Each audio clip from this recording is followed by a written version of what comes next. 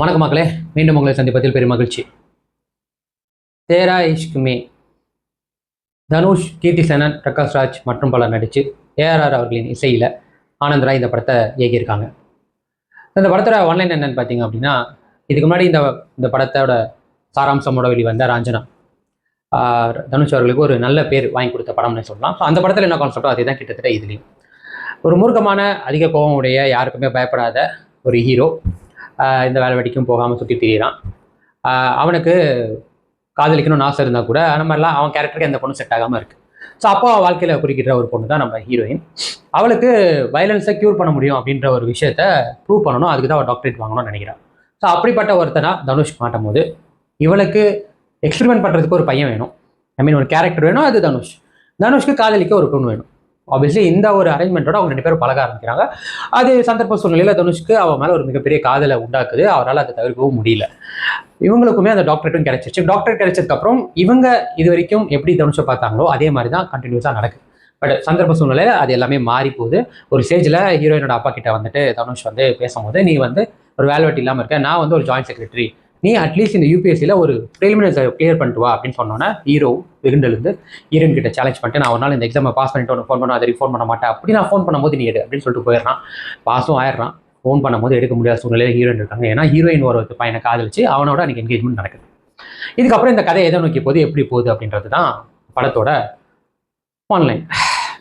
So எனக்கு இந்த படத்தில் என்ன பிடிச்சது, என்ன பிடிக்கல அப்படின்றது தான் நம்ம பேச போகிறோம். முதல்ல எனக்கு இந்த படத்தில் என்ன பிடிச்சிருந்து, இந்த படத்தோட மேக்கிங் தரமாக இருந்தது, no doubt at all.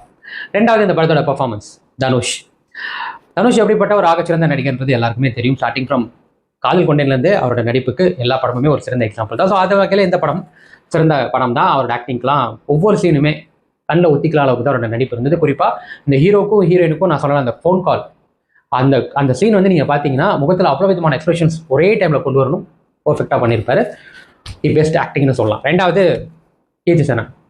Sonam கபூரோட ஒரு படி மேலேயே இந்த படத்தில் அவங்க 2 பேருக்கான கெமிஸ்ட்ரியாக இருக்கட்டும், ஆக்டிங் பர்ஃபார்மன்ஸ் இருக்கட்டும், எல்லாமே டாப் நாச்சில் பண்ணியிருந்தாங்க. தி பெஸ்ட் பேர்னு கூட சொல்லலாம். நல்லா பண்ணியிருந்தாங்க.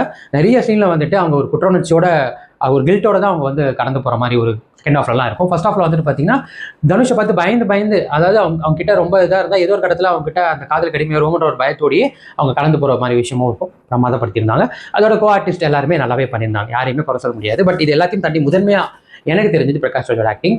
இப்படிப்பட்ட ஒரு பையனுக்கு ஒரு அப்பாவா அவர் நடிச்சிருந்த விதம் கண்ணில் நம்மளை நிறைய இடத்துல கண் கலங்க வச்சதுன்னே சொல்லலாம். சூப்பராக பண்ணியிருந்தாரு. அதுலேயும் தனுஷ் ஒரு இடத்துல அடிப்பட்டு அவரை தூக்கி வண்டியில் கட்டி போட்டுட்டு அது பேசுறதுலாம். அதுக்கு முன்னாடி ஒரு அசுரன் படத்தில் தனுஷ் தன்னோட பையனுக்காக ஒரு விஷயம் பண்ணுவார். அதே மாதிரி ஒரு சீனை ரெப்ளிகேட் பண்ணியிருப்பார். நல்லா அழுதுட்டேன், அப்படி ஒரு சீனு. ஸோ பிரகாஷ் ராஜ் சார் அந்த மாதிரி ஒரு ஆக்டிங். அதுக்கடுத்து எனக்கு ரொம்ப பிடிச்சிருந்து இந்த படத்தோட இசை, ஏஆர்ஆர் அவர்களின் இசை. இதுக்கு முன்னாடி ராஞ்சனாலே அந்த இசை என்ன பண்ணிச்சுன்னு எல்லாருக்குமே தெரியும். ஒரு மேஜிக் கிரியேட் பண்ணிச்சு. ஆப்வியஸ்லி இந்த படத்தில் பின்னணி இசை ஒரு பெரிய மேஜிக் கிரியேட் பண்ணியிருக்கு. பாடல்கள்னு வரும்போது தமிழில் எனக்கு பெருசாக அந்த பாடல்கள் மேலே எனக்கு ஈர்ப்பு இல்லாமல் போனதுக்கான காரணம் அந்த படத்தோட வரிகள். அதுக்கப்புறம் நம்ம என்னென்னதை முழுசாக நான் சொல்கிறேன், என்னென்னு தெரிஞ்சுக்கிறதுக்கு வீடியோ ஃபுல்லாக பாருங்கள். ஸோ பின்னணி இசை தரமாக இருந்தது, எனக்கு ரொம்ப பிடிச்சிருந்தது. அதை தாண்டி இந்த படத்தில் ஒர்க் பண்ண டெக்னிக்கல் டீம் படத்தை எவ்வளோ தூரத்துக்கு நல்லபடியாக ப்ரெசென்ட் பண்ணணுமோ பண்ணியிருந்தாங்க. ஸோ இதெல்லாமே எனக்கு ரொம்ப பிடிச்சிருந்த விஷயம்னு சொல்லலாம். ஸோ எனக்கு இன்னும் என்ன பெட்டராக பண்ணியிருக்கலாம், இல்லை எனக்கு எதுவும் ஒர்க் ஆகலை அப்படின்றது முதல்ல, இது ஒரு ஹிந்தி படம். ஆப்வியஸ்லி இதே படத்தை தமிழில் டப் பண்ணி கொடுக்குறாங்க. இதுக்கு முன்னாடி ராஞ்சனா தமிழில் டப் பண்ணும்போது டைட்டில் முதற்கொண்டு ரொம்ப மெனக்கெட்டு எல்லாமே தமிழ் ஃபேன்ஸை சாட்டிஸ்ஃபேக்ஷன் பண்ணணுன்ற ஒரு முக்கிய ஒரு பாயிண்ட்டை எடுத்துகிட்டு பண்ணாங்க. ஸோ எல்லாமே நல்லா இருந்தது அதில். பட் இந்த படத்தில் ஹிந்தியில் நாங்கள் ஒரு படம் பண்ணிட்டோம், நாங்கள் இதை அப்படியே நாங்கள் டப்பிங் பண்ணி அனுப்புகிறோம் அப்படின்னா என்ன பண்ணிருக்காங்கன்னா, விஜய் ஸ்டாரில் வரும்ல, இந்த விஜய் சூப்பரில் படங்கள் வருவாங்க, டப்பிங் பண்ணுவாங்களா, அந்த டீம் கிட்ட கொடுத்துட்டாங்க போல. அவனுக்கு என்னென்னா இஷ்டத்துக்கு அவனுங்களே பாட்டு வரியெல்லாம் எழுதி ஏஆர்எம்என் மியூசிக்கை மட்டும் இது பண்ணி அதில் பாடல் வரியில் இவங்களே பாட வச்சு பண்ணிட்டாங்க போல. இந்த படத்துக்கு டைலாக்ஸுமே என்ன பண்ணுறாங்கன்னா அப்படியே கூகுள் ட்ரான்ஸ்லேட் பண்ணி அதில் என்ன சொல்லிட்டு அதை அப்படியே டப்பிங் பண்ணுங்க. தனுஷ், பிரகாஷ் ராஜை தவிர மற்ற எல்லாரோட வாய்ஸும் ஏனோதானம் தான் இருக்கும். அதாவது அந்த அவங்களோட அந்த உருவத்துக்கும் அந்த வாய்ஸும் செட்டே ஆகாத மாதிரி தான் நிறைய இருந்தது. அதோட அவங்க பேசுகிற டைலாக்கும் கேட்க சகிக்கல அப்படின்ற மாதிரி தான் இருந்தது. அதோட பாடல் வரிகள் வேறு. எந்த படத்தை தமிழில் நீங்கள் மொழிமாற்றம் செஞ்சு அதை ரிலீஸ் பண்ணணும் போது எதெல்லாம் நீங்கள் கவனிக்கணும், எதுவுமே கவனிக்கல. ஸோ அதை அவங்க கவனிச்சிருக்கணும். எனக்கு அது சுத்தமாக ஒர்க் ஆகாதனால இந்த படம் உண்மையிலேயே கொடுக்க வேண்டிய எமோஷன் இம்பாக்டை கொடுக்கல. ரெண்டாவது, இந்த படம் இந்த கதை புதுசா அப்பா அப்படின்ற மாதிரி இருக்கிற கதை கிடையாது. ஸோ ஸ்டோரி பழைய ஸ்டோரி தான். அட்லீஸ்ட் ஸ்க்ரீன் பிளேயாவது ஏதாவது நம்மளுக்கு இம்பாக்டாக எமோஷனலாக ஏதோ ஒரு விஷயத்தை பண்ணாங்கன்னா அதுவும் கிடையாது. ஆல்ரெடி நம்ம நிறையா பார்த்து பழகி சலிச்ச ஒரு கதையும் திரைக்கதை தான். ஸோ எனக்கு அதுவுமே பெருசாக ஒர்க் அவுட் ஆகலை. அது இன்னுமே பண்ணியிருப்போம். மூணாவது, தேவையில்லாமல் ஹரஹர மகாதேவ், ஓம் நமச்சிவாயா இதெல்லாம் எதுக்கு சேர்த்தாங்கன்னு எனக்கு தெரியல. இவங்க என்ன பண்ணாங்கன்னா பாலிவுட்டும் டோலிவுட்டும் வாண்டடா எல்லாத்துலேயும் இந்த காவி விஷயத்த புகுத்துறோம். ஏன் அப்படி என்ன என்ன தேவை இருக்குன்னு எனக்கு தெரியல. அதாவது பாலிவுட்டும் டோலிவுட்டும் சங்கிவுட்டாக மாறிட்டு வருது. அது ரொம்ப இரிட்டேட்டிங்காக இருக்காது. ஒரு காதலாக கவித்துவமாக ஒரு விஷயம் பண்ணும்போது கூட அந்த இடத்துல அது ஒரு ஒரு ஒரு மந்திரமாகவே இருக்கட்டுமே, அது எதுக்கு அந்த இடத்துல தான் நான் கேட்குறேன். அதாவது இந்த படம் வந்து ஒரு ஆத்மார்த்தமான காதலை காட்டணும்ச்சு. என்னத்த ஆத்மார்த்தமான காதல்? இவன் ஒரு டாக்ஸிக், அவன் ஒரு டாக்ஸிக். என்ன ஆத்மார்த்தமான காதல் இருக்குது இதில்? இவன் வந்துட்டு ஃபோர்ஸ்ஃபுல்லாக, அதாவது இவன் லவ் பண்ணிட்டானாமா, அதனால அவ்வளோ லவ் பண்ணியே தீரணும் அப்படின்னு அட்டமெண்ட்டாக இருக்கிறதுல என்ன ஆத்மார்த்தம் எனக்கு புரியல. அதுக்கப்புறம் அவ வந்துட்டு ஓகே ஃபைன், இதுலேருந்து இவன் எப்படியா தப்பிச்சு ஒரு கல்யாணம் பண்ணிக்கணும்னு அவனை இன்னொருத்தனே பலிக்காரதா ஆக்குறா. அதாவது இவங்கிட்ட மாட்டிடக்கூடாது, இந்த லவ் இந்த மாதிரி ஒரு பைத்தியகாரத்தனமான ஒரு லவ் எனக்கு வேணாம் அப்படின்னு அவனை பிடிச்சி தூங்குறான். அவசர அவசரமா கல்யாணம் பண்ணிக்கணும்னு வந்து கடைசியில் அதையும் பண்ணிக்காம அவனையும் நிற்கதியை விட்டுட்டு அவனை விட்டுட்டு இவனை தேடி வந்து கடைசியில் இவனும் அவன் வாழ்க்கையை பார்க்க போயிடுறான்.